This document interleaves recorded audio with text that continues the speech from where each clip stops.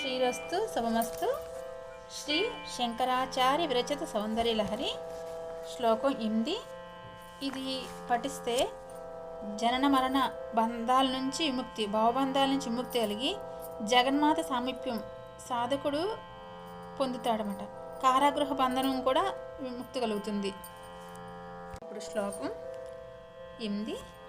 సుధా సింధోర్మధ్యే సురవిటపి వాటి పరివృతే మణిద్వీపే నీపోపవనవతి చింతామణి గృహే శివాకారే మంచే పరమశివ పర్యంక నిలయాం భజంతి త్వాం ధన్యాః కతిచన చిదానందలహరే.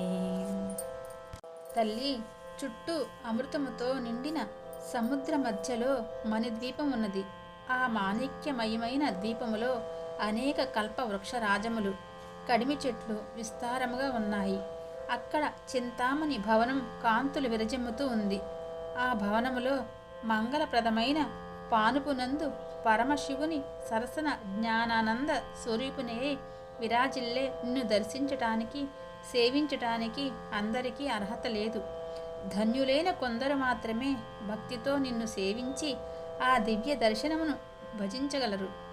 దారువుల యందు, లోహాది పత్రముల యందు దేవిని ఆవాహనము చేసి బాహ్యార్చన చేయవారు అది కానీ యోగ మార్గమును అనుసరించి సహస్రారమునందలి బైందవ స్థానమునందు గాని జ్ఞానానంద స్వరూపిణివైన నిన్ను ఆరాధించి ధన్యులగుచున్నారు.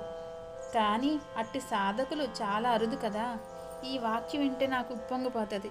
అంటే అన్నిటికన్నా ముఖ్యమైనది యోగ మార్గం అనుసరించి సహస్రారమందలి బైందవ స్థానం నుంచి జ్ఞానానంద స్వరూపి అయినా అక్కడ ఆరాధించాలి.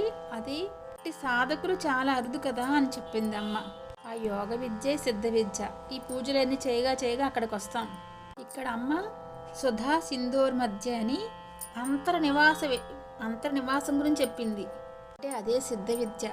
అంటే సుధా సింధో అంటే అమృతం లేక క్షీర సముద్రం యొక్క మధ్య భాగం. అంటే మనం సుషుమ్నా నాడిలో తపస్సు చేయటమే. సుషుమ్నా నాడి ద్వారా తపస్సు చేస్తే అక్కడ తపస్సు చేయక సుషుమ్నా నాడిలో ఉంటాం అన్నమాట. ఎంతసేపు యోగంలో ప్రాణాపాన సమాయుక్తం చేస్తే ఆ స్థితిలో ఉంటాం, సుషుమ్నా నాడిలోనే ఉంటాం. ఇప్పుడు సాధన గురించి ఎంత చెప్పినా చెప్పాలని అనిపిస్తుంది. అమ్మవారే ఆ సాధనే అన్నిటికన్నా ముఖ్యమని చెప్పింది అమ్మ. ఓం శ్రీ గురుభ్యో నమః. సర్వం శ్రీకృష్ణార్పణమస్తు.